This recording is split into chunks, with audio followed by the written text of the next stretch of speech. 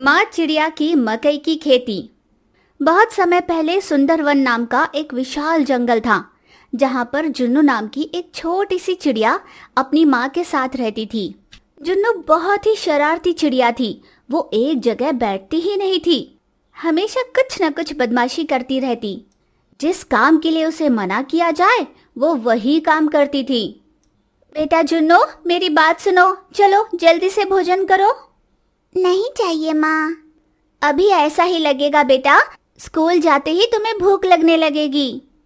मुझे भूख नहीं लगी माँ।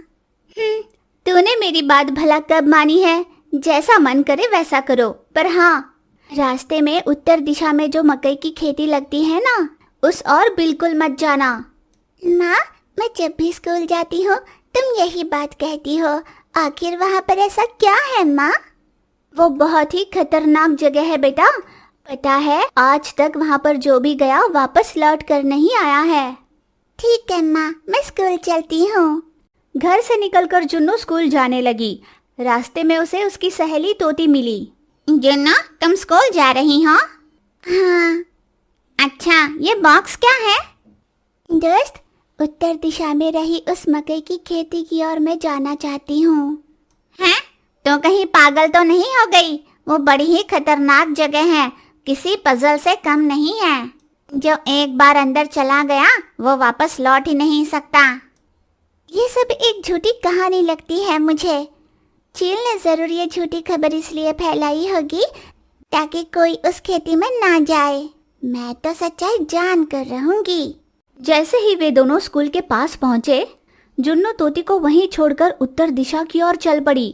थोड़ी दूर जाने पर उसे बहुत विशाल मकई की खेती दिखाई दी। अरे वाह, ये सब कितना सुंदर है। जुन्नू थोड़ा और अंदर चली गई। अचानक वहां पर अंधेरा छा गया। जुन्नू की समझ में नहीं आया कि वो वहां से बाहर कैसे निकले। उसे कोई रास्ता ही नहीं मिल रहा था। अब मैं यहाँ से बाहर कैसे जाऊं? मुझे यहाँ नहीं आना चाहिए था। जुन्नू को भूख लगने लगी तो माँ का दिया हुआ बॉक्स खोलकर वो उसे खाने लगी। दूसरी ओर तोती जुन्नू की माँ चिड़िया के पास गई और कहा, आंटी जी, मेरे कई बार मना करने पर भी जुन्नू उस खेत में चली गई। इसे मैंने कितनी बार आगाह किया, फिर भी ये मेरी बात नहीं समझती।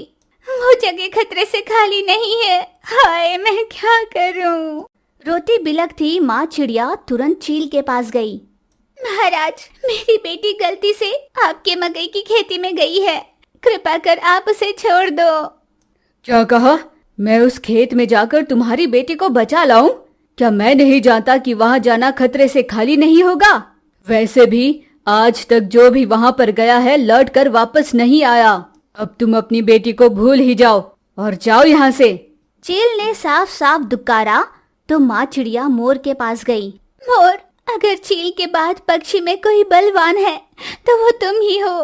मेरी बेटी उस मकई की खेत में चली गई है, मेरी मदद करो, उसे बचा लो। क्या कहा? मकई की खेती में गई है? मेरे दादा भी उस खेत का राज जानने के लिए एक दिन उस खेत में चले गए और आज तक वापस लौट कर नहीं आए। ये मुझसे नहीं होगा, मुझे माफ कर दो। लाचार माँ चिड़िया ये समझ चुकी थी कि अब उसकी मदद कोई नहीं करने वाला। तुरंत उसने ही कुछ शस्त्र उठाए और वो खुद उस खेत की ओर चल पड़ी। ये दृश्य देखने वाले सभी पंछी आश्चर्यचकित हो गए। इतना धाड़स, देखो, वो मौत के ही मुंह लगने गई है। यही तो माँ की ममता होती है। भले अपनी ही आंखों के सामने वो अपने बच्चे को मरते कैसे देखती। माँ चिड़िया ने जैसे ही मकई की खेती में कदम रखा, उसे सुंदर सी मकई की खेती चारों ओर नजर आई। उसने चारों ओर नजर घुमाया। जुन्नू, बेटा जुन्नू, यूं जोर से माँ ने उसे आवाज दी। तभी दूर से उसे एक अजीब सी पुकार सुनाई दी। जैसे ही उसने पुकार सुनी, चिड़िया उसी दिशा में चल पड़ी।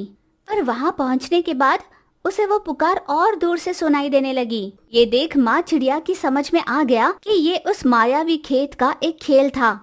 आज मुझे किसी भी तरह यहाँ का राज जान कर ही रहना होगा, वरना जुन्नू को मैं हमेशा के लिए खो दूंगी।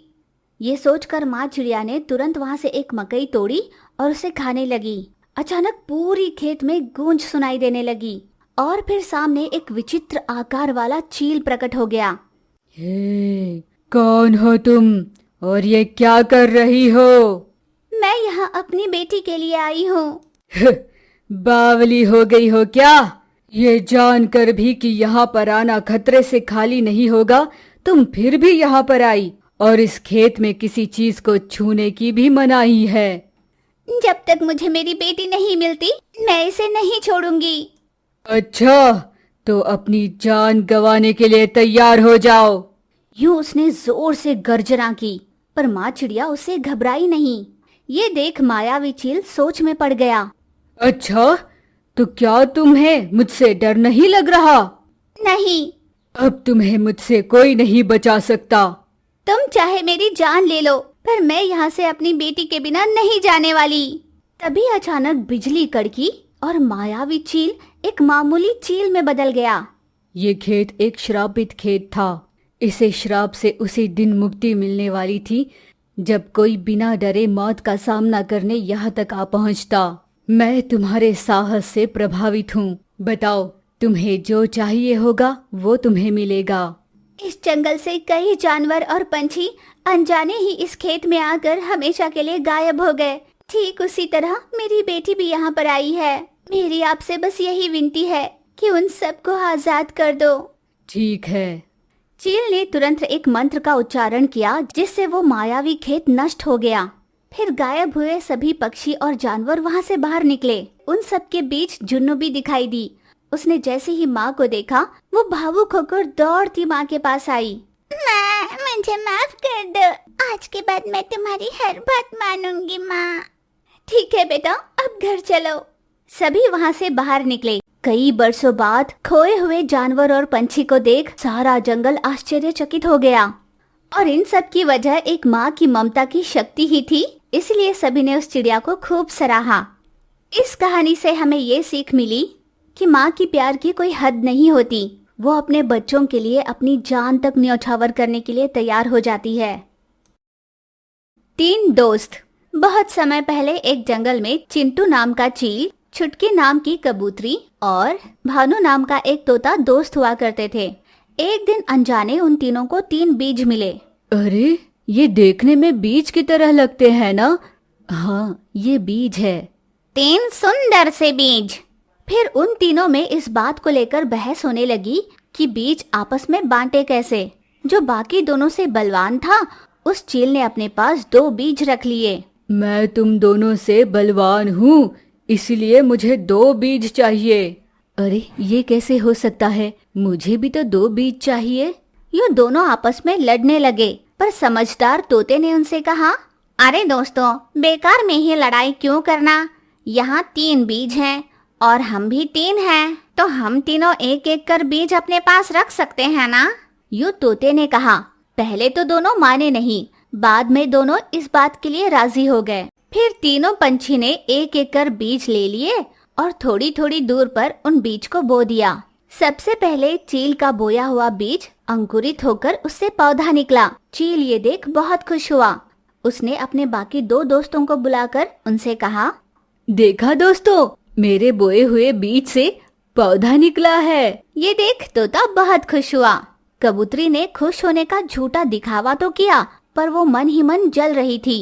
कुछ दिनों बाद कबूतरी का बोया बीज भी अंकुरित होकर उससे पौधा निकला, जिससे कबूतरी भी बहुत खुश हो गई। पर कई दिनों के बीतने के बाद भी तोता का बोया हुआ बीज अंकुरित हुआ ही नहीं। ये देख चील और कबूतरी को उस पर हंसी आई। उन्होंने कहा, देखा देखा, तोते के बीज से तो अंकुर ही नहीं फूटा। वो तो हमारा मन साफ है ना, इसलिए भगवान ने हमें ऐसा वरदान दिया। उसकी फूटी किस्मत में ये कहा। यूं दोनों ने उसका मजाक उड़ाया। यूं ही कुछ बरस बीते। चील के बोए बीज से एक आम का पेड़ निकला। पेड़ इतना बड़ा हरा भरा उगा और उसमें ढेर सारे फल भी लगे थे। और दूसरी ओर कबूतरी के बोए बीज से एक अमरूद का पेड़ उगा, जिसमें ढेर सारे अमरूद लगे थे। पर तोते के बोए बीज से बड़ का पेड़ निकला। शुरुआत में वो बहुत ही छोटा लगता था, पर समय के साथ वो विशाल वृक्ष में बदल गया। बस कुछ ही दिनों में मेरे इस पेड़ पर लगे सारे आम खाने लायक मीठे हो जाएंगे। यूं बड़े घमंड से उसने कहा। कबूतरी बोली, मेरे इस वृक्ष पर लगे अमरूद कुछ ही दिनों में लाल मीठे हो जाएंगे। मैं उन्हें बेचकर खूब पैसे कमाऊंगी। हम दोनों का तो तय है समझो, पर ये तोता क्या करेगा? यूं चील ने पूछा तो खिल्ली उड़ाते हुए कबूतरी बोली, और क्या करेगा, बढ़ के फल ही खाएगा। दोनों यूं कहकर उस पर हंसने लगे। तोते को उनकी बातों का बहुत बुरा लग रहा था। पर अगले ही दिन से अचानक जंगल में तूफानी हवाएं चलने लगी। अचानक ही आए आंधी तूफान की वजह से जंगल तहस नहस हो गया। सबसे पहले चील का बोया आम का पेड़ धराशयी हो गया। उसके बाद कबूतरी का बोया अमरूद का पेड़ जड़ से उखड़ गया, जिससे चील और कबूतरी के समझ में कुछ नहीं आया। वे दोनों एक दूसरे का मुंह ताकते रहे। पर तोते का बोया बड़ का वृक्ष चट्टान की तरह स्थिर खड़ा हुआ था। चील और कबूतरी के समझ में नहीं आया कि वे कहाँ जाए। तोते के पास जाकर उन्होंने कहा, हमें क्षमा कर दो। इस सृष्टि में कोई भी वृक्ष, कोई भी जीव अनावश्यक नहीं होता। हम समझ गए हैं। हाँ, हम बाहर रहेंगे तो जीवित नहीं रहेंगे। हम पर कृपा करो, हमें आसरा दे दो। यूं दोनों ने विनती की तो तोता उनकी बात मान गया। मजबूत बड़ के पेड़ की वजह से वे तीनों सुरक्षित रह पाए। तूफान के थम जाने के बाद तीनों पंछी ने उसी वृक्ष पर अपने घोंसले बना लिए। इस कहानी से हमें ये पता चला कि इस सृष्टि में कोई भी जीव या कोई भी वृक्ष अनावश्यक नहीं होता।